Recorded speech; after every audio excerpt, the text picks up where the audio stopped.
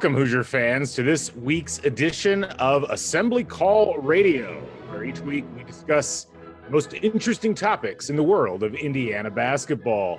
This is our 167th edition of Assembly Call Radio, and it is our 618th overall episode of the Assembly Call, recorded on the evening of Thursday, April 30th, 2020. I am your host this week, Galen Clavio. And let's begin this edition of the Assembly Call how we begin every edition of the Assembly Call, and that is with our Hoosier Proud banner moment. And Indiana is the national champion. When it comes down, Indiana will be champion. Smart takes the shot. The Hoosiers have won the national championship.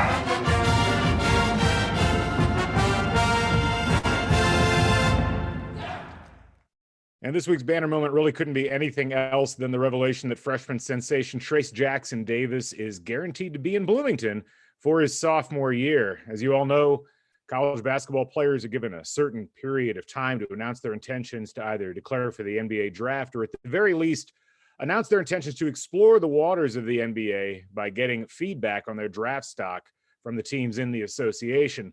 Few would have been surprised to see Trayce at least test those waters, given how impressive his freshman year was. After all, Trayce finished in the top 100 most efficient scorers in the nation last year with shooting percentages and rebound rates that scream potential and physical gifts.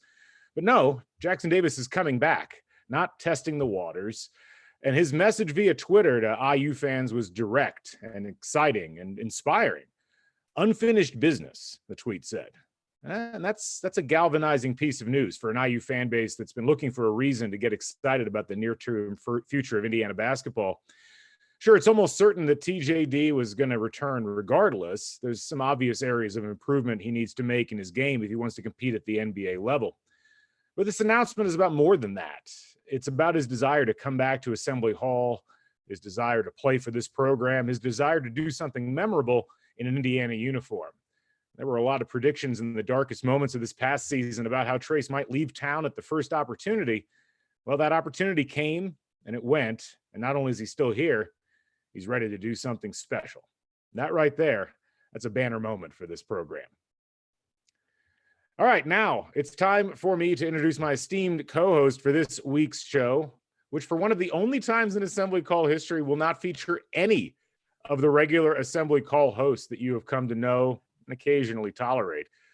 Jared, Andy, Ryan, and Coach are all off this week because we're doing a show swap. This is exciting news, and we're actually, tomorrow, you're going to hear Andy and Coach doing an episode of CrimsonCast while Scott Caulfield and I take over the mics here at the Assembly Call.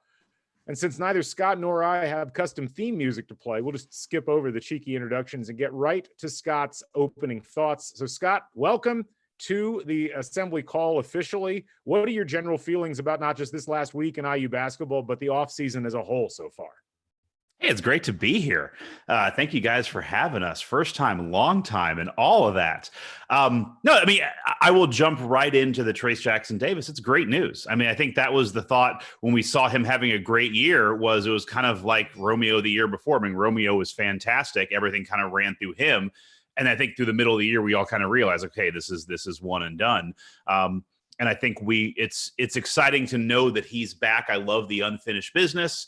We'll see where that goes. We can definitely dig into that. But no, I mean, I think this is a really good piece of news. And it's a great way to start an off season that has been very odd for obvious reasons. There's definitely unfinished business for a lot of reasons. But it's good. And you can't help, but you do have to wonder, and I'll just wonder for a second, did this have anything to do with the fact that basically, I'm not sure anybody even knows when there'll be a draft, if there'll be a draft, like when that's going to happen. Like, honestly, probably the safest bet if you're a guy who's probably on the border of the lottery is just saying, I'm going to come back because who knows when eligibility is going to be reopened. Like, there's so many question marks. The easier thing to say, I'm just going to come back for one more year because I can make my draft stock better anyway. Yeah, we'll dig into that a lot more throughout the course of this broadcast, and hopefully folks will stick around for the entire show. as we're going to go in to talk about that. And let me just give you a kind of a sense overall of what we're going to be talking about throughout this show. So first of all, we'll hit our Hoosier headlines. We're going to talk a lot about how this Trayce Jackson-Davis return, like what that means for IU and what it means in a historical context, because, you know, there have been some players that have leapt from Indiana after their freshman year who were very good their freshman year. There's others that have stayed. We want to take a look at what that pattern has meant historically and what we might expect moving forward. And then we've got your questions queued up. Jared was very nice. He solicited the community of Assembly Call to ask us some questions, and we're looking forward to fielding those. So all of that coming up this week on Assembly Call Radio. But first, before we get to all of that, a few quick announcements. First of all, we wanted to ask you all to please continue to support our friends at Home Field Apparel. You all know Home Field Apparel if you've listened to this show. They are the official suppliers of a lot of Hoosier Nation right now. I live here in Bloomington. You walk down the streets and you see probably every fourth person, maybe every third person wearing Home Field Apparel gear. I'm wearing my oatmeal script hoodie right now. I feel comfortable in it. It's been a nice buffet against the winds down here today. So if you go to Home Field Apparel and you use the code Assembly20, you get a really nice discount on your first order. So be sure to head over to Home Field Apparel and do that at your earliest convenience. Get yourself some quality IU swag. Also, as you all know, as we continue to deal with this situation related to COVID-19, we continue to deal with economic uncertainty. There's a lot of people out there in need. There's a lot of people out there who could use your help if you are in a position to give that help.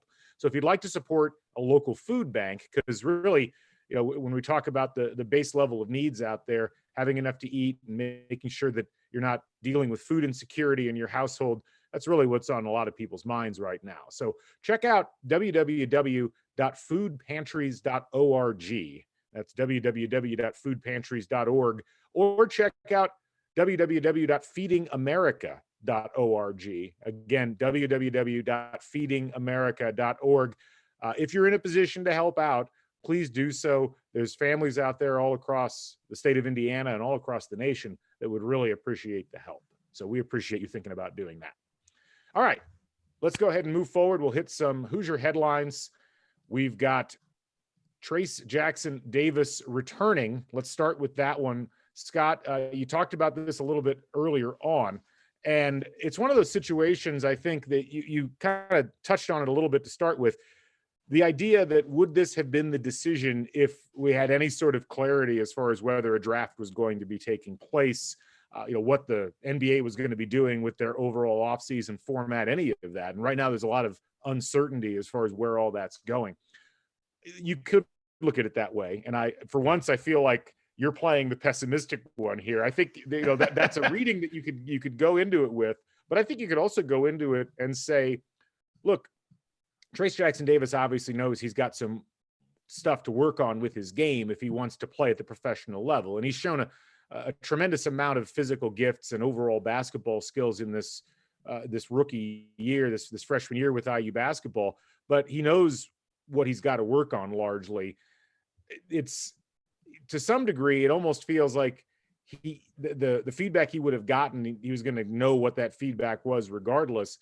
But to come out with that unfinished business moniker on the Twitter feed, that really does make you feel to some degree like it's more than just the NBA draft not happening. It feels like there's an investment on Trayce Jackson-Davis as part of being here as part of the Bloomington community. And that, if you choose to interpret it that way, and I can see by the look on your face, maybe not. This seems like a positive thing. It's something that what the actual details of it are, you can kind of leave to the side. This is something that IU fans can get excited about. Yeah, I mean, I don't want to be the pessimist on this, but, I would say, like, what else is he going to tweet? He's going to tweet like, hey, man, like, probably not going to go in the first round. I guess I'll come back for one more year, get my fake ID ready for Knicks. You're going to say something like unfinished business, like got to keep going for it, let's come back and throw the sixth banner up there. I mean, you're going to say that. So it's great. I mean, it's not bad to hear it, but it's also like it kind of rings a little bit like, what is the unfinished business? Like, are we going to try and get in the top 5 of the Big Ten? We can try and not play on Thursday in the Big Ten tournament. Like, so what is, it's not like this is a team that, went to the Final Four and Well, there was no Well, Final Four, but so that's it. But I don't want to belabor that point. Right. I do think, when you saw Jackson Davis, I think you did see a guy. And by the way, we are both very open. Like, if a guy should go, he should go. This isn't. It's funny thinking of the rewatches, like thinking up, watching Shaq and Bill Walton being like, he should stay another year. Like, we are not in that boat, but Davis kind of felt like a tweener to me. Like, it looked like he really could use one more year of seasoning. Like, he doesn't have a ton of outside shooting. I don't think he took a 3-point shot all year. And if you're going to be in the NBA at the size he's at, you're going to have to 6'9". You can't just play in the post. You're going to have to be a stretch. And so, he probably needs to show that he can handle the ball more, shoot outside more. So I think there's definitely parts of his game that could use a little bit of grooming, and just the ability to kind of take over games and really demand, there were times where he wasn't getting the ball, and that might be because of some players who are not there anymore, but it's also, and he wasn't always posting up in a spot where he was able to get it. So he's, I think those are things that you saw. I think we all kind of saw it with our eyes. Like, he's a fantastic player, but definitely felt like a guy who one more year is not, it's not just saying that because I want him one more year. Like, I think there's a lot of his game that could help his draft stock for next year. Well, I think part of it might be when you talk about the unfinished business tweet. Look, this was a team that was in transition this year, and there were some things to be critical about in the way that they played on a game-to-game basis. But there was a gradual upward trajectory, and I think the floor of this season was certainly higher than the floor of the previous season in terms of what the overall expectations were. This team was going to go to the NCAA tournament. They were probably going to be a single-digit seed, maybe a 9 seed, but still, that's a significant improvement over what you had last year. To me, that's the unfinished business. It's this idea that this is an IU team that when Trayce Jackson Davis committed, like the team he committed to didn't make the NCAA tournament. His freshman year team was going to make the NCAA tournament, and let's just go ahead and put that in the bank that this was an NCAA tournament year. The next step is bringing IU back to a level on the national scene where you look at them and say, that's a program we need to keep an eye on. That's a program that you need to watch out for. Maybe not, certainly not a championship contending team quite yet, but a team that could solidly be in the conversation for a 4, 5, 6, 7 seed, a team that's going to be in the top 25 of the majority of the year. That's the obvious next step. And that's what I'm really interested to see with Trayce Jackson Davis coming back. One of his teammates did declare for the draft, didn't hire an agent. Second year in a row, Justin Smith is getting feedback from draft experts and people in the NBA. This is not surprising, and I am a firm believer that if you feel like you're close or you just want to get some professional feedback, you should absolutely take advantage of it. Some people kind of chortled about Justin Smith doing this, but I don't really see a problem with it. It's not binding. The whole purpose of having this process there in the first place is to help players out, to help understand what they need to work on. And for as much as Justin Smith got criticized last year for, not knowing, X, Y, or Z at certain times on the floor, he was, I think, a better player last year than he was the year before. And, the fact that he went and got some feedback on where he was at in terms of his professional stock probably had something to do with that. Yeah, I'm never going to make fun of somebody for that. I mean, you're drafted on potential, and teams draft on potential, not so much what they see now. And there's no question, Justin Smith is one of the most potential-laden athletes, if that's even something, but it has the most potential of any athlete we've seen in a long time in an Indiana jersey. I mean, he's the most explosive guy. I mean, that block 2 years ago at Michigan State that basically won the game where he came up from behind. I mean, that was an insane play. And this is probably, I can understand the kind of the chortle thing. It's like, all right, hey, can you at least be a leading scorer on your team that barely makes a tournament? But it's like, okay, Ben Simmons was on a team that didn't make the tournament, and he was the number 1 pick. And it's like, this is going to be his professional career at some point. Justin Smith is going to play professional basketball. It may not be in the NBA, but he's going to get paid to play basketball for a while. And those are high-level professionals who can give him a lot of good information on what he needs to do to make his game better. So I think it's less that he thought he was going to go like first round top 15 and more just, hey, I'm going to use this as an opportunity to hear what some GMs tell me or some scouts tell me I need to do to get better to play at the next level. Assuming Justin Smith does not keep his name in the draft, and I feel pretty confident in saying that's not going to happen. IU's roster is set now. We know what it's going to be for next year. We got some news last week that kind of the final piece of the puzzle was decided upon as Demezy Anderson announced that he was going to transfer from Indiana. And and that assumes, of course, as was pointed out, that Christian Lander reclassifies. We're still waiting on final word that that's going to happen. But Demezy Anderson, we were wondering, okay, where's he going to go? What's going to happen? Well, we just found out. I just saw the tweet from Caleb Kaufman on Twitter, and I don't know who had it first, but I'm going to give Caleb credit for breaking it because he's the first one that I saw that had it. But Demezy Anderson going to be transferring to a Missouri Valley school, heading to Loyola of Chicago. Of course, Loyola went to the Final Four a couple of years ago. That got the whole Sister Jean thing going up there. Seems like a pretty good fit. And, when you look at Demezy Anderson and you look at what his skill set is, it really did feel, with as much trouble as he had adapting to the Big Ten level, that if he were to drop down to that next level, which Missouri Valley, the Horizon League, the MAC, somewhere along those lines, that he might be able to find a place where he could get into games a lot more and have more of an impact. This seems like a really good move for him. Yes, I would agree with all that. The thing that I wish him all the best. The thing that I don't want to see is another. We've had this situation the last 7 or 8 years previous where we've had no IU teams to watch in the NCAA tournament. Yet we're having to watch Maurice Creek and Hunter Perea and guys who kind of flew through our system suddenly doing well in the tournament. And by the way, more power to them. I wish them all luck, but it's I hope I hope he does well there, and I hope we also have teams that we can enjoy too, because it's really tough these years where it's hey, all right, goodbye Demezy. Then it's tough 2 years later if we're not in the tournament and they're in the Sweet 16. You're okay, good time. So, but no, I agree with you. I mean, it was. His role was diminished. I don't think he played in the last 4 or 5 games. He had a great defensive stretch to start the season, but you kind of, I think he also saw too, there wasn't quite really a role for him. And going in, into your sophomore year, if you haven't defined some kind of role, it's probably not going to be defined. So it's probably best to move on. Demezy got billed as a shooter. He really never got uncorked from outside. It's interesting going to Loyola. This past year, they did not put up that many three-pointers. They were 306th in point distribution when it came to threes. They shot the ball fairly well as a team, and you look at their roster, he's going to be coming in essentially, if he ends up redshirting this year, which I would assume that he would, with a bunch of players that will be seniors when he gets on the floor finally next year. So that'll be interesting to see how he fits in with that, but probably for the best, it was going to be really hard for him to find playing time on this roster either this year or really next year. Last thing to mention before we wrap up this first segment, kind of a first and really an interesting thing. I don't know if you got a chance to listen to any of this, but Archie Miller popping up on the Hoosier Hysterics podcast and having a pretty open and frank conversation about a bunch of different things. I'm about halfway through the interview myself. Scott, have you had a chance to listen to it at all? I haven't listened to it, but it's the first time an IU coach has been a podcast. Didn't Tom Crean do one in a truck outside of in the parking lot outside of Panera at some point? It was Party City, and he was no longer the coach at IU.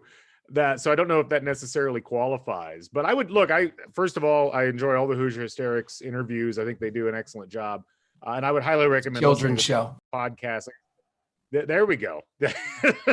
I've enjoyed listening to it. I think right now Archie's talking about what they're doing in terms of the break and how things are going overall with the overall setup with this, having to deal with Zoom and recruiting and what have you. So I recommend checking it out if you get a chance. Thank you. All right. Thank you, Archie. We appreciate it. All right. That'll wrap up this opening segment, but coming up, we're going to talk about Trayce Jackson-Davis coming back a little bit more. We're going to talk about the comparison to other second-year IU stars, what we might be able to expect. Plus, we'll have your questions coming up later on Assembly Call Radio.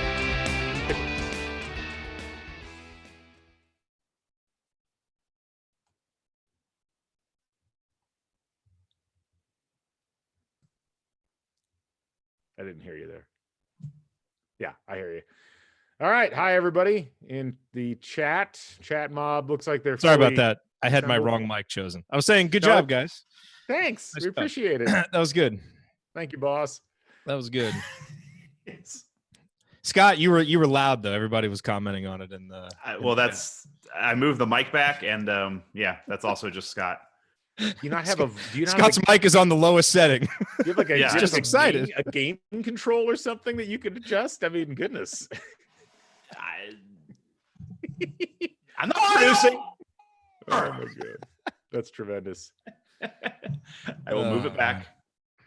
Well, I'm just here for the middle stuff. That's all. Just here for the middle stuff. Well, you know, I'll make myself sparse once it's time. It's good to, you know, we appreciate Jared for actually producing this for us. Yes. If I would have made the same decision if I had been faced with me producing the show. And I was Galen and I had a call. Was it last night or 2 nights ago? The plan was for you to do it in 5 minutes, and we're like, all right, look, I'll just be here. Yeah, he kind of nipped that in the bud. I don't blame him at all. I realize how complicated this process is when I have to start teaching people how to actually do it. It's because I use a PC, isn't it? Well, that's an issue. It's all right though. Anyway, it's good to see you all do like the old there. PC Mac commercial. Like, I'm a PC, right. I'm a Mac. Although honestly, by the way, like, Jared looks more PC and Galen looks more Mac, so like the optics aren't right here. What the hell are you trying to say? That's kind of you're no. Galen's got the long hair. Jared's very coiffed. Like, you're looking Gerard. good. The other way, yes, I did. Jen put. Everybody calls me Gerard now because of Deron Davis, so I did have to pull that out on its own. Gerard, Jared, Gerard. Oh my goodness, that's tremendous. Right. Good stuff on Trace, guys. Yeah, it worked out well. I was happy about it. He's good. Let's see. I was sorry, there was something that. No, I thought I saw something. I'm not getting us called by the FCC. Don't worry, people. Look, there is justifiable. I can always concern. edit it. It's not going out live on the radio now. Justifiable concern with Scott. There is. It's fair. It's okay. It's funny because people don't realize this, but like CrimsonCast history, like we went through this long stretch where we like went out of our way not to swear on the podcast. Yes. And we like tried to be really like proper with everything. And then I think one day in 2013, we were like, you know what? Screw this. Like what? Like who's listening at this stage? And then as it turned out, a lot of people were. So there, I've gotten chided many times by I'm assuming older gentlemen generally about the language. It's actually like we had a lot of talks in like 2012. Like, we don't want the explicit on there. It's really going to really hurt our ability to get fans. And it's like, all right, no, like anybody who cares about that isn't listening to a podcast in 2014. It's nice to see Coach and the Mob say that he cussed on CrimsonCast. So I love it. That's good. Nice. I mean, you come on our show, man. You play by our rules, man. Yeah, you're working blue, except not. So yeah. Anyway. By the way, Joel, I decided the homemade ketchup was terrible. I actually went out of my way to get some fries to eat with it, and it just didn't work very well. So I got back to the drawing board on the. I've tried homemade ketchup too. It's hard tricky to get right. Like in order for it to taste right, you essentially have to put way too much sugar in it for it. That was my issue with it. I was like, oh, I'll make healthy homemade ketchup, and it did not taste good. You know what I made this week? Homemade grilled Chick-fil-A nuggets. Really? Okay. Oh, fantastic. You marinate them in pickle juice and milk. No joke.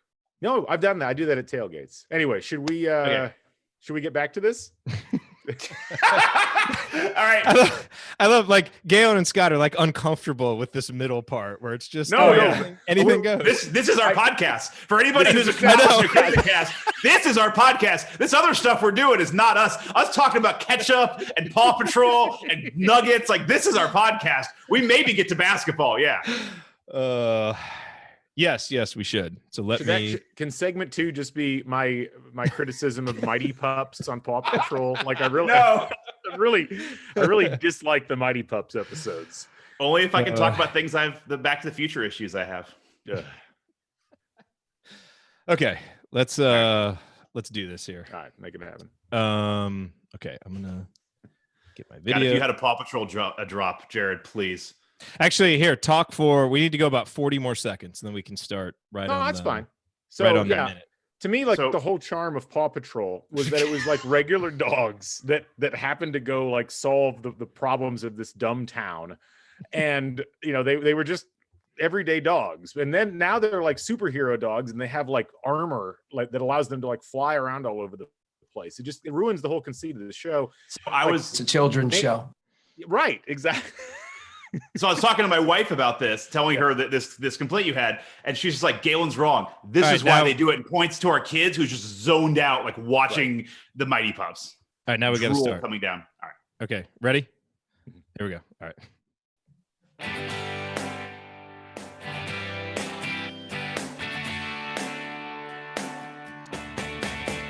Hi, this is Jawan Morgan. What's the only thing better than getting IU's first triple-double in 47 years?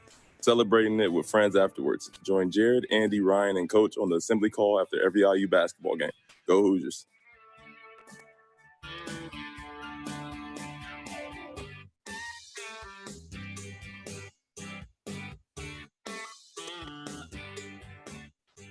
And welcome back to the Assembly Call. You can find all of our content at our website, assemblycall.com. And if you ever want to join the hashtag chat mob during our unedited live broadcasts, Chat mobbers.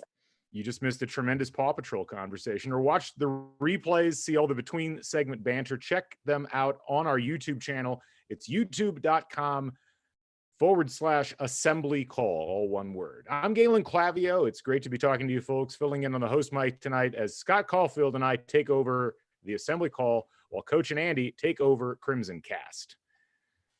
So let's go ahead and dive into our main topic, and we're going to stick it with the Trayce Jackson-Davis topic. I think that this is certainly the biggest news that came out this week, and certainly the thing that's got the most implications moving forward. So Scott, let's talk a little bit about some of the historical context of Trayce Jackson-Davis coming back and remaining in an IU uniform. We've seen certain players come here for a year, have monster seasons, and then leave. Obviously, Eric Gordon comes to mind. Noah Vonleh, that was an unfortunate season, certainly, but he was here for a year and then left. But we've also seen several other players that have really become known as Hoosier greats over time come back for at least one more season, sometimes more than that. And I thought it'd be interesting to talk a little bit about those types of players and what we might glean from their returns as we apply it to our thinking on Trayce Jackson-Davis moving forward. So what do you got for us? Nothing. No, I'm just kidding. I'm working on this. Oh no. Yeah, this hot potato. No, I was trying to, trying to figure out who's had a good first season. And so I came up with a couple list of names. Some people I had to throw out. So I went all the way back to Landon Turner. After Landon Turner's first year, he only scored 5 points a game. Davis was at 13.5 this year. And I know we just had a big fight off air about points not mattering, even though it's what keeps score in basketball. But I went down to a couple other names I want to look at. I think Alan Henderson is a really interesting comp. Alan Henderson, his first year, let me pull up his stats here. His first year, he had 11 points a game. Davis had 13. He went 11 and then went to 11 and then 17 and 25. So he moved his way up. But what was interesting is, for him, he only shot 2% lower from 2 points. He didn't take any threes like Jackson Davis. They were both very low post oriented guys. Some other comps I came up with, I think Christian Watford is also very close to what you saw from Jackson Davis. Watford on points went 12, 16, 12, 12. But, Watford actually had even more offensive, let me get it up here, had more offensive possessions and more percentage of shots and percentage of possessions than Jackson did his first year. Watford's tailed off throughout his career. That's partially because the team around him got vastly different and better. But so those are some of the guys I looked at. I mean, I look a little bit DJ White, and then you look at Zeller. Zeller just doesn't quite compare. The rating of Davis was really good, but the percentage of possessions and his effective field goal shooting is nothing like what Zeller's was. I think, Cody Zeller is an interesting case because Cody Zeller came in and was immediately the man. As a freshman, yes, there were certainly other people contributing. You had Jordan Hull shooting from outside. You had Christian Watford, who was established, had scored 16 points a game, like you mentioned, the year before. But Cody Zeller came in and took the most 2-point shots on the whole team by a pretty significant margin his freshman year. What was interesting about Cody Zeller coming back his sophomore year, and I don't think there was a huge amount of question that was going to happen, but he went from being a player that was a key part of IU's team and was a pretty good player nationally. If you look at the KenPom national player rankings, he came in 9th in the country his freshman year. He was 3rd in the country his sophomore year. He became a tremendously complete player in almost every facet of things. It's what made him a lottery pick that next off season. When you think about some of the overall development that we've seen out of certain players, I think back to what happened with a guy like you mentioned earlier the idea of, okay, how do we square this concept of where people sit within the confines of IU and how they are at a particular point in time. A lot of it comes down to what's surrounding them. And I think the interesting thing about a lot of those players that you mentioned, Alan Henderson, he's a freshman on a team that goes to a Final Four. He's on a team that's arguably better in certain ways, certainly more experienced the next year. Christian Watford, his freshman year was not awesome, obviously, and neither was his sophomore year, but he made that statistical leap because somebody had to, and it kind of fell to him. When you look at this particular situation with Trayce Jackson-Davis, what I think is interesting is that he's already got some pretty good pieces around him that should have more room to breathe. You're going to have Rob Finney playing I think a bigger role as a playmaker next year, which is going to allow a more consistent connection, hopefully, to form with Trayce Jackson-Davis on the offensive end. You're going to have potentially a Christian Lander coming in and being able to add athleticism and court smarts that perhaps weren't there last year. That ends up positively affecting what Trayce Jackson-Davis is able to do on the floor. Sometimes, depending on how good the player is and what their relative strengths are, it can be a situation where it can.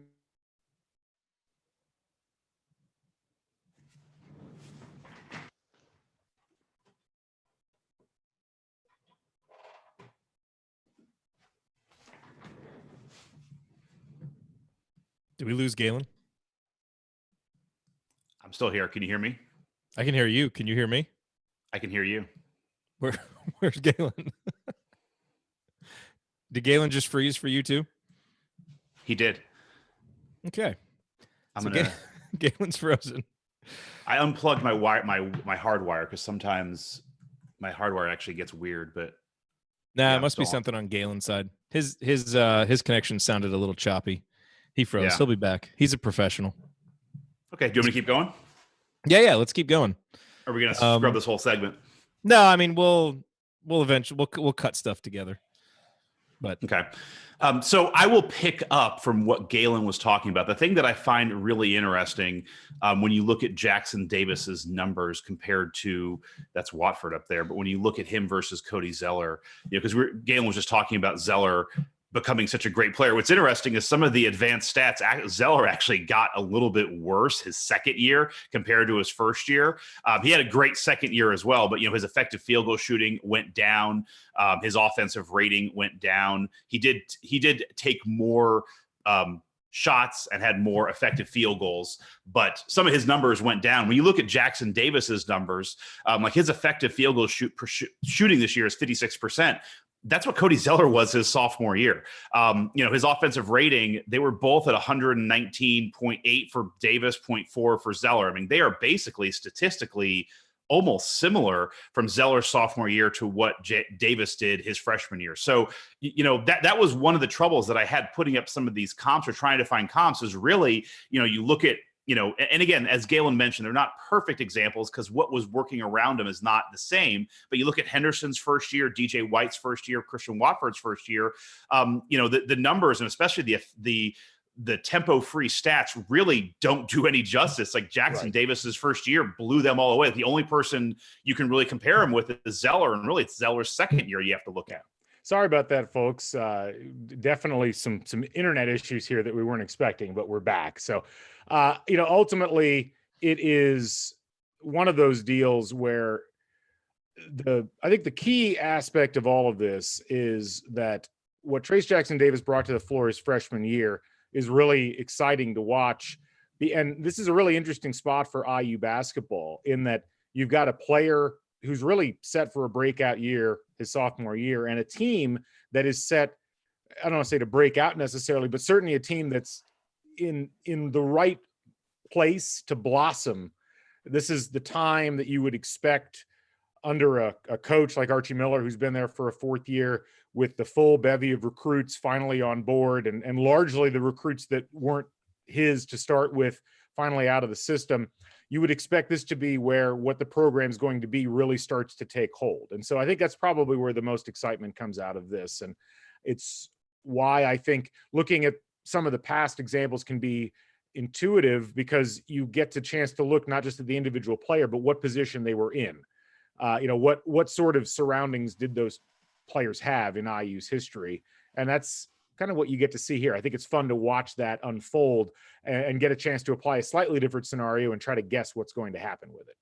Yeah, I mean, what you don't want to see is, and again, it's very unique to the situation, but I also try to comp out like DJ White, and it's just, DJ had a great freshman year, kind of swooned his sophomore year, and then came on really well his junior and senior year. But that was, 04 to 08 was a pretty tumultuous time in IU basketball. We're not going to rehash that now, but that has to be brought in, based on that. But let's talk a little bit from this perspective. When you think about Trace Jackson Davis and the idea of what the team looks like, since you know that Trace Jackson Davis is going to be out there, but you also know that the constitution of the lineup is going to be a little bit different. Like the idea of who's going to be playing and how they all fit together is going to be different now because of simply the fact that, you don't have Devontae Green, who played about half of the available minutes last year. You don't have Deron Davis. You don't have the same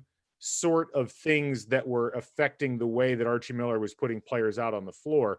I mean, do you expect to see Trace Jackson Davis played the second most minutes of anybody on this IU roster last year. Justin Smith played the most. If you expect both of those guys to play the same level of minutes, how do you see the rest of the lineup and the rest of the roster kind of bending around that core two players, playing either at the 3 and the 4 or the 4 and the 5 or the 3 and the 5? Like there's a bunch of different potential combinations that you might see building around that particular pair of players. Yeah, I mean, it's interesting as we were talking about this, I was thinking that, two of the arguably best post players we've had in the last 10 to 15 years have been Zeller and Jackson Davis. And yet the problem with Zeller and the problem we had this year with Jackson Davis is everybody's like, we can't get him the ball, like get the ball inside more. We can't seem to get him the ball. And it's just interesting that seemed to happen. Two totally different coaching staffs, two totally different situations, but it's like, we may not be the best as a program getting the big man the ball, but that is, I think that's going to be an interesting thing to look at, because looking at Jackson Davis's numbers in depth, he didn't take any 3-point shots. And again, if he's going to test the waters and look to play in the NBA, which he will at some point, I'll go back to what I said in the first segment. At 6'9", he's going to have some stretch playing. So I do wonder if this year, there were some times this season where it was tough for him to get the ball, tough for him to get position in the post, and he kind of just wasn't able to get in the flow of the offense. I wonder if there's going to be some situations where you just run a smaller lineup and maybe you have Jackson at the 5, and then it's like, all right, if he's not getting the ball in the post, we're going to bring him out on the wing, and he's going to start running some offense, outside the 3-point line. So I wonder if we'll see some of that. You saw Justin Smith do more of that this year than he has in previous years. And I wonder if Davis will bring some of that to his game, because if he can do that, it would make for an interesting offense where you could even play inside outside and get some, matchups where you have, an Al Durham playing a little lower post and maybe backing down a player who's got more size on. Yeah. I think it's curious because if you look at Trace Jackson Davis's offensive game, it was the most efficient offensive game by far of any of the players on this roster. And what I mean by that is when he utilized a possession, it led to points at a higher level than anybody else on the roster. And some of the even Joey Brunk. And this thing, Joey Brunk was in the top 4 in efficiency. Like Joey Brunk averaged about a point per possession. But what IU really needs is a way to increase that level of efficiency. Now, part of that will probably come just from the matriculation of Devontae Green, Devontae Green, very similar to Verdell Jones in his relatively low efficiency numbers. Like for whatever you want to attribute that to, with Verdell Jones, a lot of it came down to the fact that he had the ball in his hands a bunch. And that itself led to, some turnovers. It led to him being stuck taking shots when perhaps he might not have wanted to. And I think with Devontae Green, he was very much a volume 3-pointer guy. He actually did a much better job with turnovers this year, but that still got overwhelmed sometimes by his desire to shoot the ball whenever he felt he was open. And, shooters shoot, as they say. But with that out of I just love the euphemism. Very much a volume shooter guy. It's that'd be a great tattoo. Just tattoo on the arm. Like, I'm very much a volume shooter guy. Call it like it is. But with that out of the lineup, it's interesting because Trayce Jackson-Davis's usage rate is going to have to go up from the standpoint of he's going to have to take probably even a higher volume of shots than he took this year. The offense is going to have to flow through him a bit more, and the offense is going to have to be better in terms of how it forms itself around Trayce Jackson-Davis. This is where obviously Justin Smith, if he's going to play that much of a role in the overall offensive setup, if he's going to play as many minutes next year as he did this past year, he's going to play an important role in making sure that offense is flowing smoothly. Obviously, your guard play is important, but this is also where the question mark of somebody like a Jerome Hunter. You look at the way the Jerome Hunter played with Trayce Jackson-Davis on the floor down the stretch in this season. In the last 5 games that Indiana played, Jerome Hunter played, I think, something like 40% of available minutes. He was regularly on the floor in a lineup with Trayce Jackson-Davis, where Trayce Jackson-Davis was at the 4 and Joey Brunk was at the 5.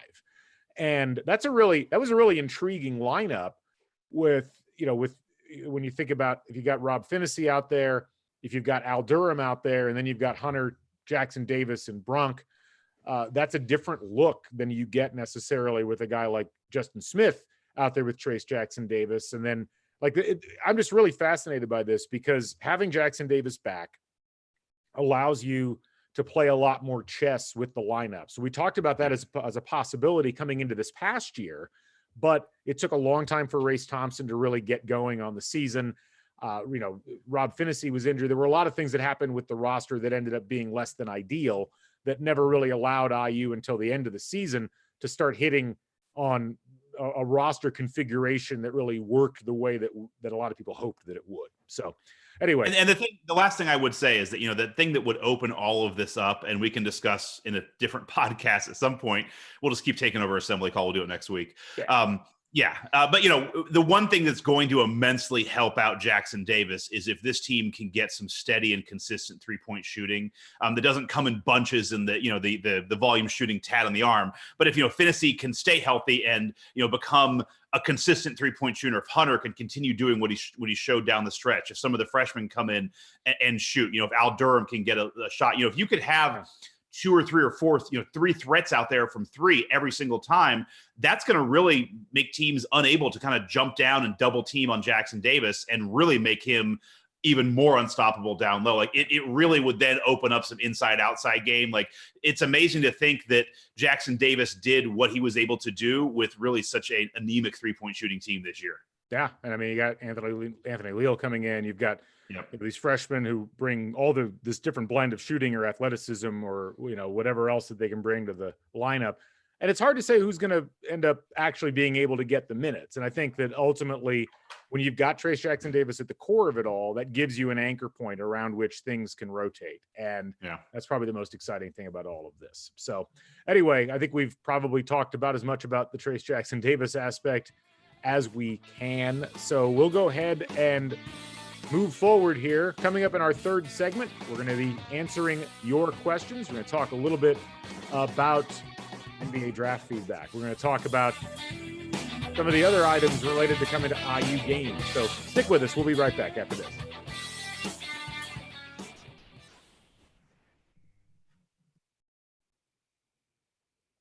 Okay. Well, that one is planned. Jeez. I was just talking, and then Scott disappeared, and I was like, "Oh no!" And then just like internet went, and then fortunately came back quickly. But, well, it's funny. I thought it was mine because I've had weird issues on these assembly calls when I'm hardwired. I freeze, and so I immediately went out and unplugged my hardwire to get onto Wi-Fi. But hey, so Galen, on the music, on the intro music. It'll be loud in a part and then the volume drops out. So then start talking over it where it drops out. The volume might be a little hard to hear. It was a little hard to hear. I was trying to time it where it dropped, but I couldn't tell when it dropped. And then that was when I started talking. Yeah. So sorry.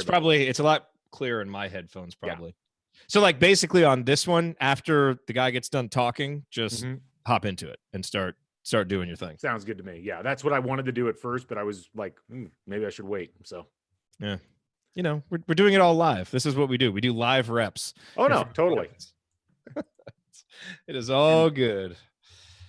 Sorry for the future edits. It's completely ridiculous. Well, it is, but that's. And who would have thought your editing wasn't based on my cursing, but Galen's internet? There you go. Yeah. I mean, DraftKings. I'm pulling up my DraftKings app right now. I mean, that pays out winner for everybody. This is why this is why we play the game, Scott. Yes, this is 100%. You watch Sesame Street. Jeez. Every bracketology is a children's show. I had fun cutting those up. Man, that's amazing.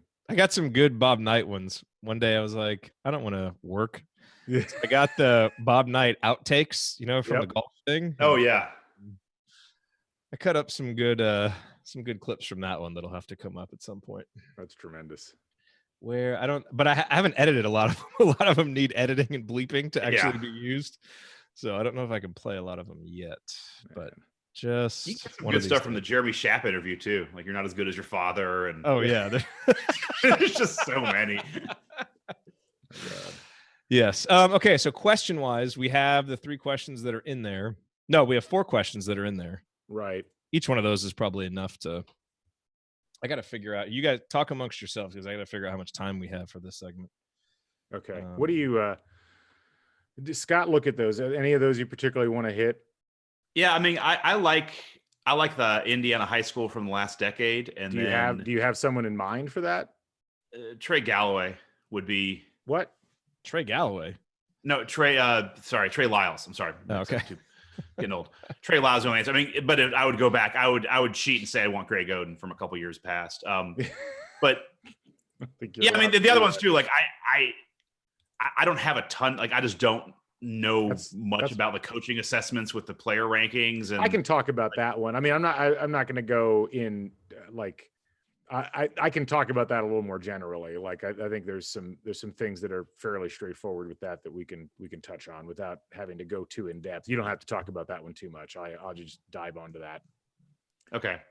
So I mean, same thing with the NBA one. Like I don't know how they that one. I've got that one too. I've actually got something prepared for that. So all right. We've got like 11 minutes and 15 seconds or so here. Yeah. So we'll just roll right through this. That's Galen, if you hear me play this drop, that's it. We're done. No more questions. Then that means we got to go. We got to skip to the outro, which is down there at the bottom. Yeah.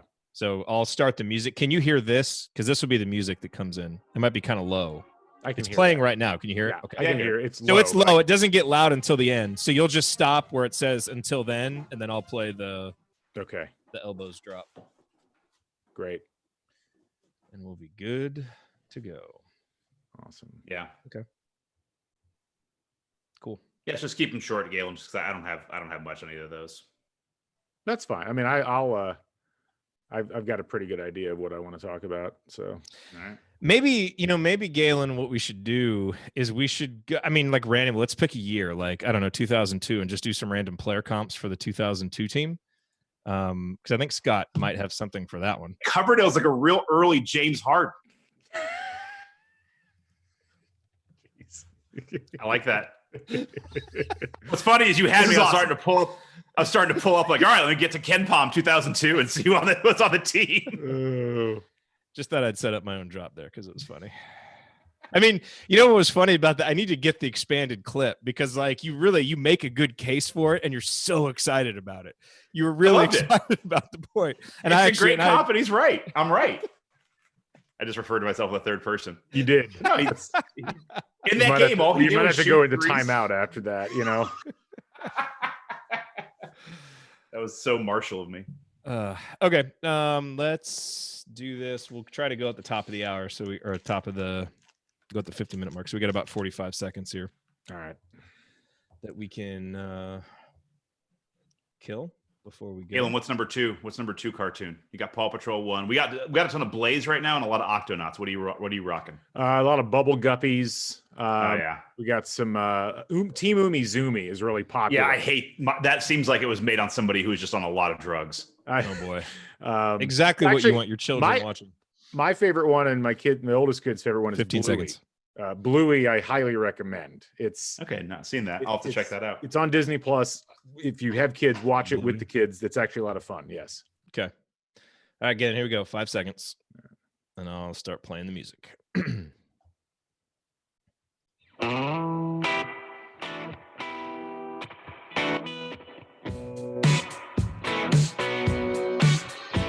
This is Ethan Happ, and I never listen to the assembly call, especially the episodes that Ryan is on. Well, we really made Ethan Happ's day today, I think. So he's certainly listening maybe now. But welcome back to the assembly call. I'm Galen Clavio. Got Scott Caulfield with me. The normal crew not here. Coach and Andy and Jared and Ryan. Takeover alert. Takeover alert. Half of them have the week off. Coach and Andy did CrimsonCast. You can listen to that coming up this weekend. Reminder, you need to be subscribed to our email newsletter. We send out a weekly IU news roundup, even during the offseason and after every game. We send out a detailed post-game analysis. Just text IU to 66866 or go to assemblycall.com. That's IU to 66866 or go to assemblycall.com.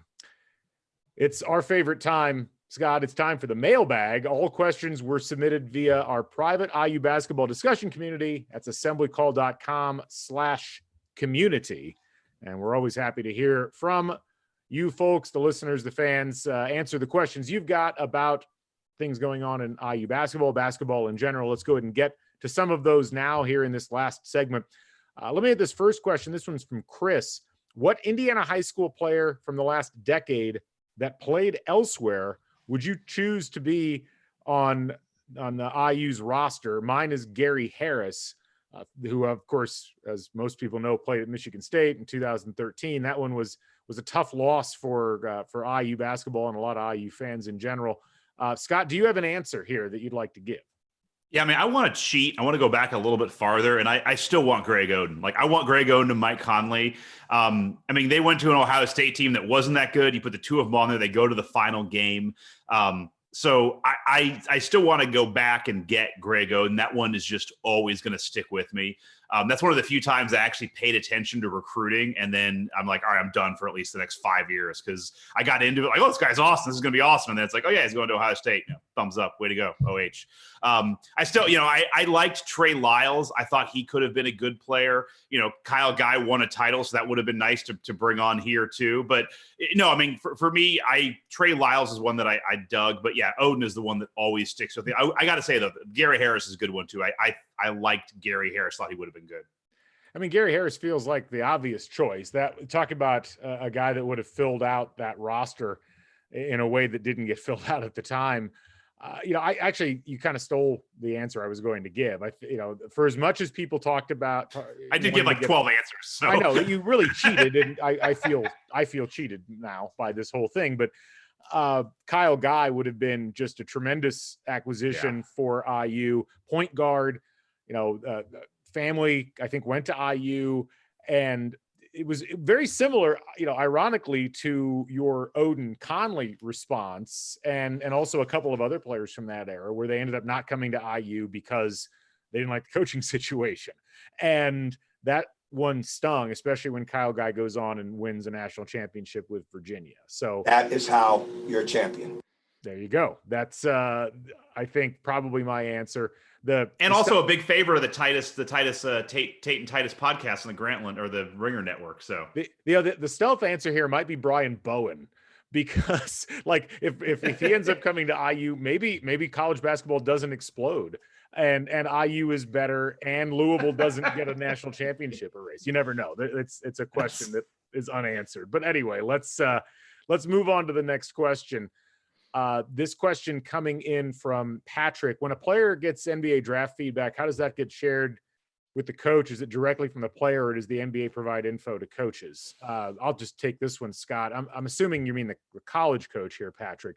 In my understanding, you have to understand that college players, when they're getting feedback from the NBA through this process, that's intended for them. Like the college that they go to is to some degree ancillary to the overall process. Obviously their eligibility is an ancillary, but It's not like the coach says, hey, go get this feedback and we'll give it to you. It goes directly to the player. Now, you can, there's been a lot of articles that have been written about this process, and it gets tweaked a little bit every year in terms of the behind the scenes stuff. There was an interesting interview that I read with Tony Bennett, where he was talking about, how the process goes and what kind of feedback they're getting. And, most college coaches, I think that are dealing with players that are NBA or at least professional basketball caliber who are getting this feedback, they're not looking at it necessarily as being something that's biased one way or the other or favors one direction or another. It's more like, well, here's an honest appraisal of where you are, where you need to be. And then the player and their advisors end up making a decision based upon that. But from what I understand, it's largely just going through them. Obviously, you're going to have situations where players, if they have a good relationship with their coach, are going to want to cut that person in on it and keep everybody in the loop. I think what you'd find in a lot of cases, a lot of people think this is an adversarial process between the NBA and the college coach and the player. And in a lot of cases, it's a lot more collaborative than you would think. Like, there's a lot of positive behind the scenes discussions about what's going to be best for the player, how the things that are being talked about in the feedback are going to be incorporated moving forward. And I think there's also a lot of feedback that's coming from the NBA process that gives the player a better sense. I mean, if you think about the way feedback can flow, what if the feedback comes back and says, well, your game needs to be worked on in X, Y, and Z, and you're not being utilized properly where you're playing? That's probably not going to be fed through the coach. So that's essentially how the process works. I would imagine that's going to get tweaked as we move forward. I think that the NCAA has a vested interest in trying to make this as collaborative as possible. And, I think with this name, image, and likeness stuff that's coming up, it might end up being the case. So we'll see. That'll probably change as it moves forward, but that's where it's at about now. The only thing I would say with this is I'm watching The Last Dance. I'm sure a lot of people are who's basketball fans. And I do love, I'm sure it's totally true when you see like Dean Smith, who was an assistant at the time at North Carolina, be like, we all knew, like, after his sophomore year, we told Jordan he should go. Like, if I was ever a coach in that position, that's all if I ever had a player like that, like retroactively, that's all I'd talk about is like, yeah, I coached LeBron. And I mean, I told him he should just get out of high school, go straight to the pros. Like, whether I did it or not, like, just, it's great. Like all these guys, like I had Tim Duncan, like, yeah, I was a coach at Wake Forest. Like I told him to go. Like, I no question, you're definitely ready for the pros. Like, and I think I was right. I would just start every conversation with that. It's a surefire way to look better in the next recruiting process that you go through. Yeah. Mark had a question. I'd like to hear you guys kick around the difference between player rankings and coaching assessments. Specifically, look at Trey Galloway. He isn't ranked that highly, isn't crazy athletic, yet all the coaches that recruited him love him, and many think he has a chance to play some as a freshman. Why no love from recruiting services? What do coaches know that recruiting services don't?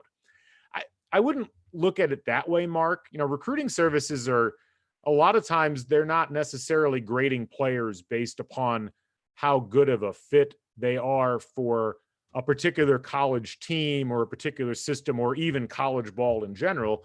They're generally grading them on the overall basketball effectiveness and quality. And a lot of that comes down to the physical gifts that the player has and the idea of how much more can this player develop, what sort of potential rating does this player have over time. You got countless examples from championship programs of players that weren't that highly rated, ended up being excellent college players, ended up going on to the pros. You've got a lot of players, look at a guy like Ja Morant, who ends up at Murray State, not a highly rated recruit or highly regarded recruit at all, and ends up blowing up and becomes a lottery pick and looks like he's going to have a very long and successful NBA career. The scouts for the recruiting services and the coaches are oftentimes, they all know basketball. They look at basketball in different ways. They're evaluating different things. And every program is going to have different things that they are trying to get into their program. And I think a guy like Trey Galloway, who might have, not the same high-end level of physical gifts that someone else might have, that's where you're going to get some differences of opinion, perhaps in ratings, but that doesn't mean that they're not going to be an excellent college player. And it also doesn't mean that they couldn't eventually be a good pro player. So it's important to keep that in mind. Last question from Patrick. When name, image, and likeness goes into place, should I be concerned that businesses will sponsor bench mobs? while the Knicks English Hut bench mob has a nice ring to it, I'm still scared about all the airtime the 2019 Nebraska bench mob received during our game in Lincoln, and would hate for bench mob activity to be encouraged. Man, well, I mean, if we can't have a video game for college sports because we can't have collective bargaining, I don't know how a bench mob would collectively bargain, but like, who would be the logical bench mob sponsor for an IU basketball team if such a thing was possible, Scott? I mean, sadly, it would drive you crazy. It'd be IU Credit Union. They do the song, which Oh, I know no. drives you bonkers. No. I mean, it would be bad. It would end up being like Puccini's, or it'd be a Stromboli, or like, I mean, with the way that unfortunately the advertisers that IU is able to get at Assembly Hall, it probably wouldn't be something we'd all want. It'd be like, hey, brought to you by Smithfield Telephone or something. Who's bringing us your internet tonight? I kind of it's definitely it's Xfinity, unfortunately. No, that's funny that the IU Credit Union bench mob, like I could just imagine the adaptation of the jingle for that, and that would certainly drive me completely. Yeah, you get deposit slips, you kind of flip them out like you're making it rain. Every time there's a dunk, like that's right out. Yeah, let's like just make the deposit. Or he made a deposit to account. It's not. It's a savings account. Yeah. There's some tremendously terrible possibilities as far as sponsorship activation with that is concerned. So let's not do it. Let's not do that. Like we said, we can't have collective bargaining, so it's not going to happen. But it's a good question, Patrick, and we appreciate all the questions here from everybody. That's it. We're done. No more questions. There you go, folks. So that's going to do it for us on this week's episode of the Assembly Call. Thank you, guys. It's been a delight.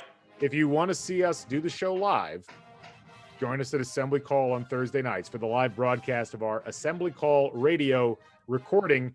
And don't forget to go to assemblycall.com or text IU to 66866 to join our free email newsletter.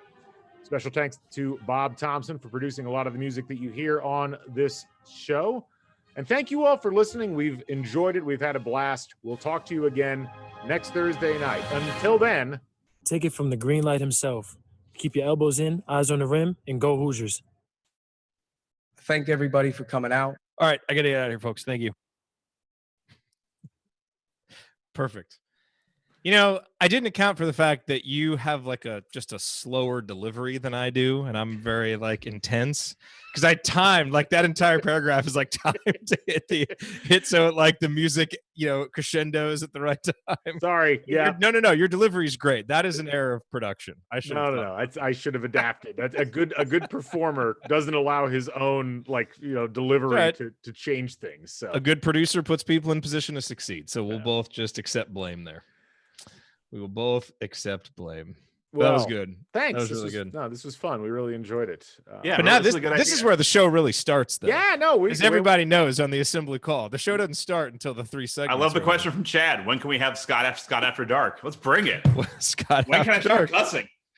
Here we go. You need like black light in your start office cussing for this now. segment, right? Yeah, you can definitely start cussing now. It's like lunar bowling, but with Scott Caulfield. So. That's great. Okay, so real quick though. Okay, so that was some dude Scott. Like that was Scott on like morphine. That was Scott definitely some dude. All right, so there are two things I think we should talk about here. Yeah. Are either one of you in a big hurry to leave? No. I mean, if we're in quarantine, man. Yeah, I know. Yeah. I mean, unless you're going to be mean to us and like tell us all the things we screwed up, then yeah, I got to go.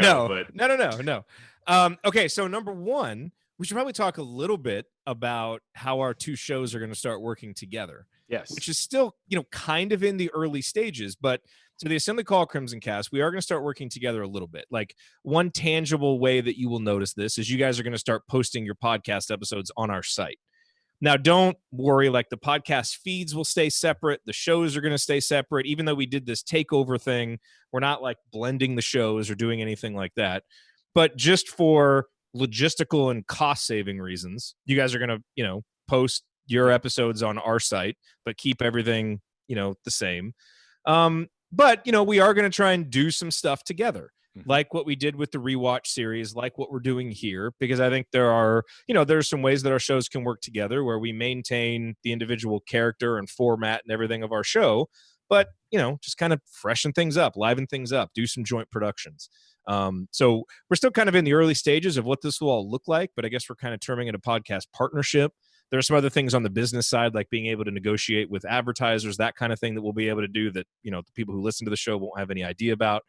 But if you start seeing some of that stuff, that's kind of what's going on behind the scenes. We've been working together for a while. We have a good working relationship. You guys are like, hey, as long as you keep me away from having to deal with Ryan, we're good to do stuff with you. And we're like, okay, that's fine. He just shows up to do the show anyway. Our one condition, yes. So I will say, just a little inside baseball for those who are still listening. It's awesome, and we love this, but it's great when Jared talks about keeping the format of the shows.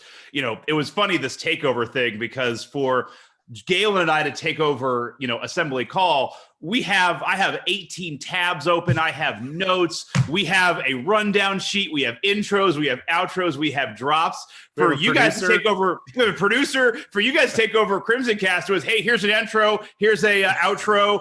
Talk about whatever the hell you want, and you can cuss. Go for it. Just do it. It's like, just do it. Here, and don't use the music. Just whatever you want. Talk about whatever you want. Go nuts. Go hog wild. And so it's funny we talk about production and format. It's like our format is we have a song, we have an intro and outro, and the rest is there you go. But no, this will be a lot of fun in that we got a lot of things we can do here locally that I think we can take advantage of that'll help both the podcasts, and it'll help you fans out there just with interfacing with what we're doing. We've been fortunate when the assembly call guys have come to town, that one show a year in February or what have you. And we'd like that to continue, but we also were hoping to do some more live things ourselves, and certainly through football season as well as basketball season. I mean, we've always been a podcast on CrimsonCast that's tried to do both football and basketball stuff equally. And I think this will just allow us to increase our coverage overall of everything going on with IU sports. And so I'm excited about that. And I will say too, the partnership, the podcast partnership, our live show this year, Bob Knight didn't come back to Assembly Hall for 20 some odd years. He came back the same time we did the live show together. So, read into that what you will. People are listening, people care, and the general took notice. Just saying. That is a good point. There you go. It's facts are facts. Completely factually accurate. Every fact there is 100% true. Now you better get your head out of your ass. There you go. Yes. Sorry, coach. Sorry, coach. I'm done. No, it'll be good. Hopefully, I think you guys will be able to do some stuff in the community. I just think it makes some sense, and we've worked well together anyway. So I think it just. And one of the things Jared and I talked about when we first broached the topic a couple of months ago was we're podcasters at the end of the day. And I think that it's tough because a lot of what happens in sports media, you're kind of mixing old and new styles of media. And I don't think it necessarily always works that well. I think that Jared and the crew have done a tremendous job of cultivating a pretty broad audience with the assembly call over the course of the last decade. And, our audience has always been smaller. We're a little more esoteric. I think we have certainly a narrower appeal to certain groups of people, but that's been good because from the standpoint of, I think it lends some credibility to what we all do, because we're all stuck in this podcast area. And, we're not doing 7-minute segments for radio that's just just nakedly focused on, let's get the audience to hang on for this next segment and then this next segment. Not that I'm saying that anybody would do such a thing, but, it does, I think we're on our own media format at this point. I think we need to start capitalizing on it. So I'm just excited about that. It feels like the 21st century has finally arrived when it comes to media, and I'm looking forward to seeing what we can do. I agree. And look, I think there's a lot more that we can do with community. I think some of the stuff that, some of what we saw with the rewatch series and how many people were there live for those, some of what we've seen doing some of these virtual happy hours, I think there's a lot we can do with community. And I think having more of us who were there to host and participate in those things, it's going to make it better. And so that's what, I think you guys view it the same way we do. We're here to have fun. We're here to talk about IU sports. We're also here to serve the audience and give IU fans the kind of content that we would like to listen to, and so I think it'll help us do it better. And so it'll evolve, but we just wanted to let you know that's kind of what's happening. So if you see it, and Scott and I have already, bounced some ideas back and forth about doing some more of these live rewatches, like kind of making it a regular thing. We're probably going to end up having a fight about what the format is, but that's okay. No, I'm just kidding. But that's good. That kind of creative tension is good because we all have different ideas. That makes us better. We all respect each other and we work well together. So it'll all be good. So that's that. There'll be more to come from it. And plus Coach and Andy get to talk more about football. And that's, they're very excited about that. And please, folks, let us know what you're interested in because we got plenty of room to grow. I mean, everybody's busy in one form or another. We all do this essentially as labors of love, but with our powers combined, I think it allows for a lot more fun things to be happening and a lot more ideas to be generated. And we've gotten some great ideas from people that have listened or watched over the course of time. Lisa just mentioned more live rewatches. I know Scott's been talking about that quite a bit. If you haven't been listening to CrimsonCast lately, we've been doing some what I guess I would call culture-based podcasts. We've done 3 food and drink podcasts over the course of the last month. We had a Breaking Away rewatch. I think the time's pretty much come to do a Hoosiers rewatch. So we've got that in the works, and we're trying to figure out the best way to go about that. We should see if we can get Angelo Pizzo to join us for that. Oh, I'm sure we could. I think we could. Yeah. If you're listening, sir. So anything like that, if there's things that you guys are interested in, once we get social distancing in the rear view mirror, we'll probably do another CrimsonCast, get together like we had last summer. That was a lot of fun. We'd love to have people back to Bloomington before the seasons start when it's a little bit easier for people to get down here. So, anything along those lines, just let us know. We'll try to make it happen for you. I've got photos of him in a sombrero. Sorry, wrong drop. That was the wrong one. Sorry. Ominous. Happens. I agree. I think the community is something an area we can really grow. I mean, I think doing the live events is something, Galen and I did it at one point years ago. Like I remember watching an IU Illinois game at Kilroy's. Like we tried to do some live stuff. We weren't able to put it together, but I think, combining this all, we could do some really cool stuff. I know Coach already has a tailgate. I know Galen has a cool tailgate. I'm there for some tailgates, before games. Like I think there's ways we could do combined tailgates. We could do, events together. Like I just think more of that stuff too is good because I think people like, it's nice to kind of mix those two things. And by the way, Chris in the chat, I love it. Like we need to do the Blue Chris, Chips he's been rewatch. after that Blue Chips rewatch for literally 8 years. I have so many thoughts. I got notes. Like, I'm going to do it. It's going to be at least 4.5 hours. It's going to be awesome. I mean, it's right there in front of you. Thank you. No, we should do. Tyler said we should do a Romeo Commitment rewatch. Wow, that would truly be.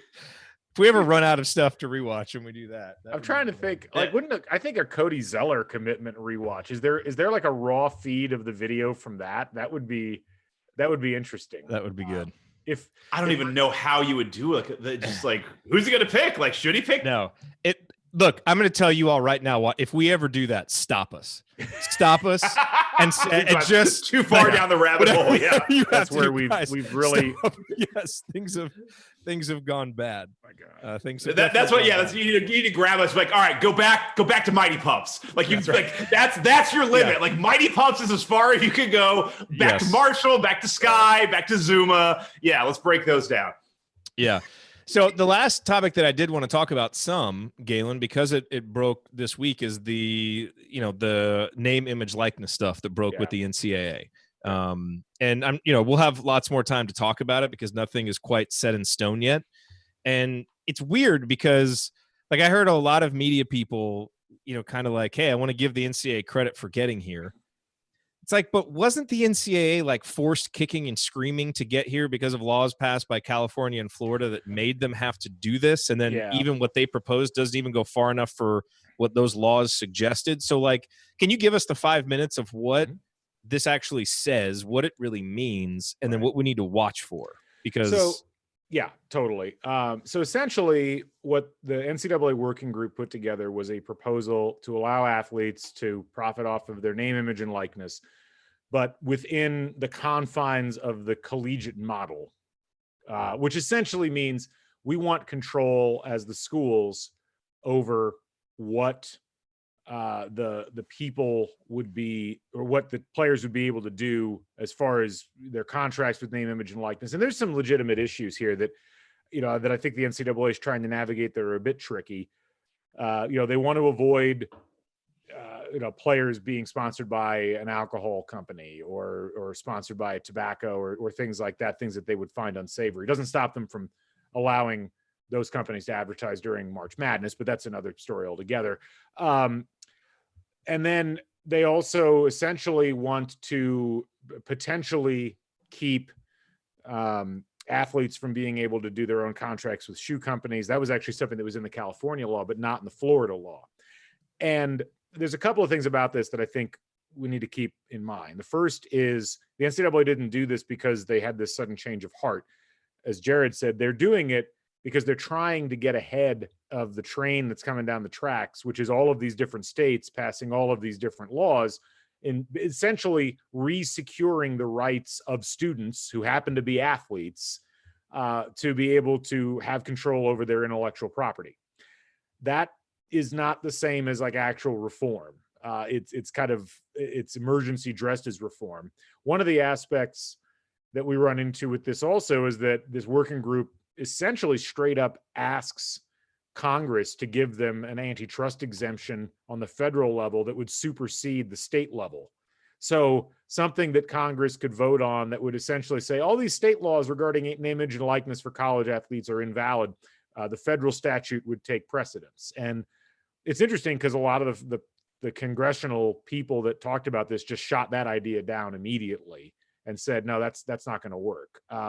Your lobbying dollars are no good here, NCAA. Well, I just think they've burned too much capital, and like I had a tweet about this, and I think a lot of people interpret it as being negative. I had a negative reaction to all of these tweets that came out from, especially from media members who should know better, who were like, NCAA to allow players to profit off of name, image, and likeness. Like, guys, how many times do we have to do this? Like, read the fine print. The fine print is always the important thing. And yes, in a few cases, in some limited cases, it would allow that, but it's a very restrictive standard. And look, my perspective on this has always been very straightforward. There's no reason why students, if they are indeed students who happen to be athletes, should have any different rights than another student. And the idea that a scholarship should supersede all of that is, I think, it's bogus. Like from an academic perspective, it's bogus. It is a purely commercial function, which to some degree kind of places the whole concept of amateurism in it makes it look ridiculous because it is under those circumstances. And so the idea that you would be like, well, you can do this, but only under these certain circumstances, I have a problem with that perspective from the NCAA. And I don't think it's going to matter because I think the states are going to look at this and say, yeah, you know what, we're going to keep doing what we're doing because you're not doing what you could do in this matter. Not to mention, if the NCAA is going to try to regulate this and investigate stuff on a case-by-case basis, look at how hard of a time they had with transfer waivers. You think this is going to be easier and less complicated than transfer waivers? I mean, like that just doesn't that doesn't make any sense at all. So much of this, and I've talked about this with the NCAA before, there's so much good that can come out of college sports, and there's so much money that can come out of it for everybody if the member schools treat it like what it is, which is a professional league. It is a de facto professional league. It has professional contracts with media companies and advertisers and other sponsors and suppliers. It has commercial contracts with coaches. It just has gotten so used to not paying for its labor that it just hasn't built that into its model. And because their justification for not building into the model is that it's amateur, they refuse to treat it like a professional sport. It's why, I mean, you'll hear people say, well, we need a commissioner for college basketball to advocate for the sport, to help, settle rules disputes, to help settle things like transfer rules and things like that. And you need someone in charge who can watch out for the well-being of the sport.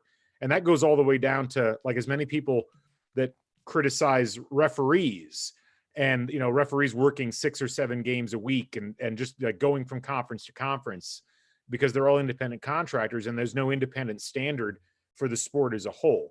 This is another symptom of that, where because the NCAA won't just do what it should do and treat college basketball as a big business, that we end up with a situation where it ends up being a mess, and it just continues to be a mess and continues to be a mess. And there's still good that comes out of it, but there's a lot of things that could be significantly better.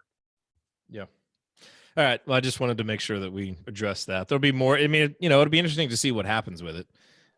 You're right. Like you saw a lot of those reactions come out, and it's like, can we slow down just a little bit? And can we, Well, and the big pressure now, and I think this is the fact that they released that story when they did. I think it's an illustration of the other real problem in college sports right now, which is the tremendous amount of money that's already been lost because of March Madness not happening, because of the other sports for this spring not happening, and the real threat that you're going to have either a delayed or canceled 2020 football season. And, I think they have to find a way to make football work from a financial perspective, because if they don't, it's going to change the face of college sports forever. It just is. I mean, you're going to see schools cutting entire teams. You're going to see, you could see schools dropping down to Division II or Division III level just because they don't have enough money to stay at the Division I level. I mean, it's like financial Armageddon. And I think the schools are kind of feeling the pinch right here. And they're like, well, we got to figure out a way to work things out on this. And it's incremental. It's a good first step, but there's a lot more that needs to be done. It's just a bad time to be negotiating it because there's so much other stuff happening behind the scenes. I saw President McRobbie issued some different scenarios that could happen. For those who don't know, you're obviously a faculty member. I mean, it seems. My cover is blown. No, yeah. I mean, it does. Like, do you see any scenario where games are played if the students aren't back on campus? Doesn't it seem like that would have to come first? Or yeah, I think it will. It would have to come first. I think that students being on campus is actually not as far-fetched as it seemed even a week or two ago. Yeah. From this perspective, like I read a lot about the virus. I read a lot about the efforts to try to find a cure for it, and I read a lot about what's going on in terms of public institutions, private institutions trying to figure out how to negotiate this and navigate it. And I think what we're seeing increasingly is a possibility that this is going to be somewhat under control, not totally under control, and it's still going to be dangerous, but it's going to be something where we're going to have to figure out how to operate our traditional sort of process of education and things like that, while also combating the virus simultaneously. And I think the idea that students are going to be back on campus, there are going to be some classes offered in person in a modified format, and then some classes offered online in a modified format. I think that's likely what's going to happen. And under that scenario, I think you can justify playing games. You probably can't have full crowds, and you may not even have crowds in certain circumstances. But I do think that the idea that there's it may not even be like football's supposed to start September 1st or September 2nd. It may be a situation where the season doesn't start until October. The season doesn't start until November. So it might be a situation where the calendar changes, but I do think that it's a better chance now than it was before that the pieces will be in place where games could be played, not just for football, but also for basketball. Basketball might actually be in a little bit rougher shape because of how enclosed the environment is. It's a little bit easier sell when you're out in an open air stadium versus when you're in an enclosed space. Scott, do you think the fact that Indiana football was poised to have one of its best seasons ever, coming off an 8-win season, some top 25 buzz, is this the universe just getting off kilter because it doesn't know how to process this that is causing the virus and everything that has happened because of it? Of course. I actually have thoughts on IU students. In my mind, students. You all addressed that way too seriously. That was supposed to be a joke. No, I know. Galen's I mean, theoretically, this might be the best explanation I've heard. You might be able to time the introduction of the virus to the human race right when Indiana became bowl eligible in early November. We can make a fair point, right? Like, so we can anyway, make jokes about this. Okay. No, I do have a thought. Like, in my mind, for other reasons, students have to be back on campus, or else Bloomington's in some major dire straits. Yes, that's for sure. But I'll come back to me on that. But no, it's funny. Galen and I talked about this a little bit ago. in an odd way, the things Galen talked about is true. Like, just take Michigan, for example, like another school like Michigan. They are used to getting, what the stat is always, they make, in one game what we make in 1 year. In a weird way, like, we are more poised to deal with not having any money than a lot of other schools. There's a weird universe where, IU football has basically made very little money for years, and we've been able to find a way to get by. Like, Michigan is kind of the person who's living in the McMansion who can't miss one paycheck or they're going to default on their McMansion. Like, we're somebody who's living very modestly in our house, has not as much savings maybe as we need, but we're used to scraping by and eating ramen noodles. So I do wonder if this might be good for us and like it kicks everyone else in the ass, and maybe it's better for us. That's at least the optimistic point. The other point you said is, yes, 1,000% right. This is the universe conspiring against us. And God, I hope Penix doesn't get coronavirus. It's going to have to be a drop. Yeah, no, don't. No, one thing I do want to say, because we have people in our audience that have been really badly affected by this. So it is, we come on here and we talk about the sports element of it. And, we're so far into this now, like sometimes you kind of make jokes about it to deal with it. But I mean, I know, we have people in our audience that their businesses have been turned upside down. And and I mean, I had a student who had a parent die from it. And I've had, friends whose families have been affected by it. So I'm not taking it lightly. I'm also, I don't take even the thought of IU or any school being back in session lightly when it comes to this. But I do think that, to some degree, this is the new reality. And as much as that sucks to say, I think the social distancing has been really important. I'd like to see it continue until we have a clearer way forward. And I think there's time for that. I think one of the issues that you run into is people want finality. People want certainty. They want to know, okay, this is going to happen for this amount of time. And then at the end of this is going to be what the scenario is. And I think, there's not really a need for that other than our own impatience as human beings. But also, I think that, the rush to try to make a decision one way or another ends up being almost more damaging, because then you end up making decisions that are wrong simply out of haste rather than making them out of the abundance of information that you need. And look, I think, IU is doing a better job than Purdue did. Like, Mitch Daniels wanted to get out and make a strong statement. And, Mitch wanted to really, he loves this mantle that he's on of kind of being, the guy that thinks about the dollars and cents of higher education rather than the university aspects of it. And, even his statement about, and I understand why he made the statement, but his statement about, this isn't really, this hardly, it's not fatal for people that are under a certain age. And it's like, well, that's not really true, first of all. But then he's talking about, we're going to have to separate our over 35 students from our under 35 students. And we're going to figure out a way to make this work. And I'm thinking, if it's 35, that's the cutoff, who's going to teach these people?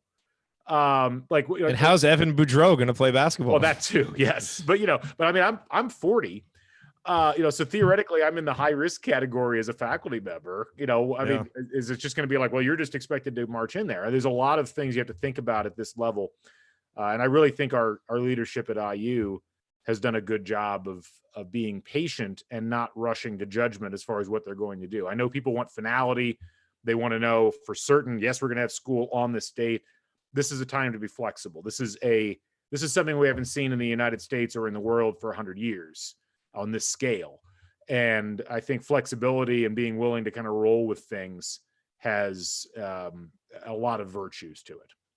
Yeah, I mean, the thing that I would say, there's a lot of questions. I look at it from the economic point of view. So for those who don't know, I have a hand in a lot of residential real estate in Bloomington. And that's when I look at, like, you talk about, students coming back. Like, in my mind, students have to come back in the fall, or else the landscape of Bloomington just economically changes differently. I mean, you're going to have, I talked to a couple other people who own a lot of residential real estate. Like, if students aren't back, you're going to have hundreds and hundreds of houses foreclosed upon and not being able to pay mortgages. I mean, I literally had to talk, it's interesting.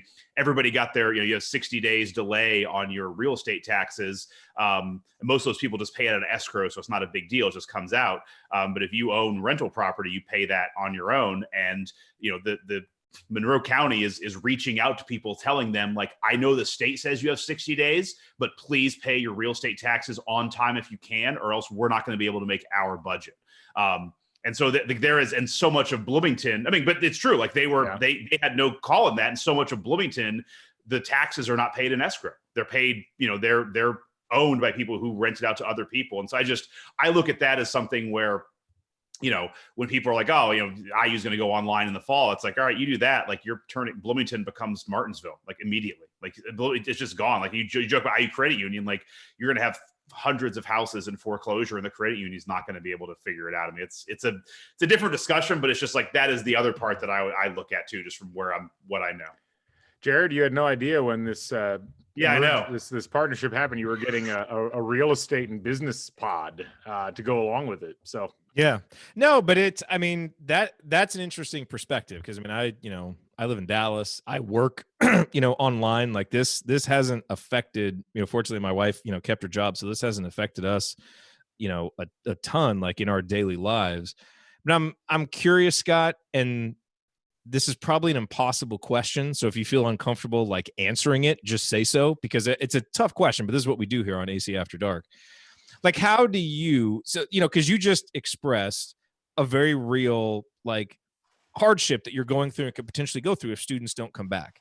And yet I know that you understand the risks and you bring all these students from all across the country. Here you go. Now you just make Bloomington another little petri dish for potentially spreading this thing around. How in your head do you balance those two things? Because I know you want students back and you have there's a specific way that's going to impact you. And yet you don't want to put students more at risk or put the city of Bloomington more at risk. So how are you processing those two different competing thoughts in your head, which have no real answer right now? Yeah, I mean, that's a great question. And it's, all I can say is just my personal opinions. I speak for myself and no one else. Because it seems to be an oddly touchy subject, but I mean, it is, when you hear people talk about it, I think it gets painted too much on one side or the other. People are like, oh, you're picking economics over life. It's like, no, I'm not. Like, I know people who are affected by this. Like I don't want anyone to pass away. And like, I don't want anyone to get sick. That said, I'm not going to do the number stat thing where it's like this many people die. Like people get sick. Like there are people who get sick. It happens, from an economic point of view. This is the first time again, it's very specific to real estate, but it's been like, I have people who just, they're not paying their rent and it's like, to Galen's point, it's like, I almost need a finale. Like I need to know, like, if I'm not going to get rent or if people in Bloomington aren't going to get rent for 3 months, like, okay, I can budget for that. But like, I may or may not get rent for an indefinite amount of time. Like that's too many variables for anybody to figure out. And, unfortunately, it's a risk reward thing where I think the risk of not having students in Bloomington is just massive. And it's not an IU or Bloomington thing. It's just a college town thing. Like West Lafayette's in the same boat, Lexington. I mean, any college town, Bloomington is built on IU the reason Bloomington is different is because of IU, all the things that are there. Like literally, so I've been telling other people is like, if the students don't come back, you won't only have houses out of business. Like half the restaurants that Galen's talking about are just gone. Like they're done. Like there's not enough capacity to keep up with them. Like people aren't going to be able to pay rents. Like you're going to just have a vastly different Bloomington that you're going to come back to in 18 to 24 months. And so that is where I think you have to look at that. I don't know where that balance is. I will say is that I have a friend here who's an ER doc and works with Indy EMS. And he said one of the best things. So he's obviously, I look at it from the economic side. He looks at it from obviously the medical side. The thing that he said that I've been telling everybody, I think is the great way to put it, is he's like, look, to stop something like this, we need to quarantine better than we're doing now. And we need to do it for 18 to 24 months. And those people are 100% right. He's like, now, economically, we need to get back to work in like 2 to 3 weeks. And those people are 100% right. He's like, and that is the problem, is that both sides are 100% right. So where you find that balance is where you need smarter people than me to figure it out.